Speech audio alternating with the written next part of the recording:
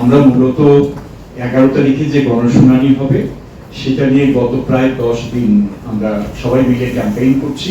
দুর্নীতি দমন কমিশন সত্যিকারে তার নিজের মেরুদণ্ড শক্ত করে সত্যিকার অর্থে দুর্নীতিবাজদের বিরুদ্ধে যেন দাঁড়াতে পারে, সেজন্য যদি আমাদের এই যে তৃণমূলের গণমাধ্যম কর্মীদেরকে যেমন সুরক্ষিত রাখার জন্য চিন্তা করতে হবে, সুরক্ষিত রাখার জন্য সরকারের দায়িত্বশীল জায়গা থেকে প্রয়োজনে নিয়ম অ্যাক্ট কিছু যুক্ত করে যে যারা গোপনভাবে তথ্য দেবে তাদেরকে সুরক্ষিত রাখার যে বিষয়টা। আমাদেরকে কোর্টেও যখন প্রশ্ন করে আমরা সাক্ষী দিতে যাই, দর্শারও যদি আমাদেরকে বলে যে অভিযোগ কে দিচ্ছে, আমরা কিন্তু অভিযোগকারীর নাম ওখানে বলি না।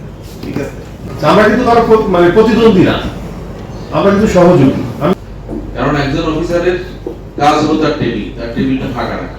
এই দায়িত্বটা গাইবান্ধা জেলাতে সঠিকভাবে পালন হচ্ছে কিনা, এই জন্যই আমাদের এই গণশুনানির আয়োজন। এবং এইখানে সব থেকে বড় স্টেক হোল্ডার এবং বড় সহায়তা করেছে আপনারা যারা প্রিন্ট ও ইলেকট্রনিক মিডিয়ার সাংবাদিক ভাইরা আমাদের সাথে উপস্থিত আছেন। তো আমি মনে করি আসলে দুদকের এই কার্যক্রমটা অনেক সাহায্য করেছে এবং এটি আসলে চলমান রাখা দরকার। অন্তত নাড়া করা যে আমাদের উপরে কেউ না কেউ একটা তদারকি বা জবাবদিহিতার একটা জায়গা তৈরি হয়েছে, সেই কর্মকর্তা বা প্রতিষ্ঠানগুলো অন্তত বুঝতে পারে যেন যে জবাবদিহিতার একটা জায়গা তৈরি হয়েছে। অন্তত দুর্নীতি, আমরা জানি দুর্নীতি কখনোই দূর করা সম্ভব নয়, অন্তত সহনীয় পর্যায়ে আনা যাবে যদি আমরা সবাই মিলে সক্রিয় হয়ে একসঙ্গে একজোট হয়ে কাজ করি। আসলে আপনি জেলা প্রশাসন বলেন, উপজেলা প্রশাসন বলেন, পরিবেশ অধিদপ্তর বলেন, কারোই সবাই শুধু দেখে শোনে আর আপনাদের মতো উঠে চলে যায়।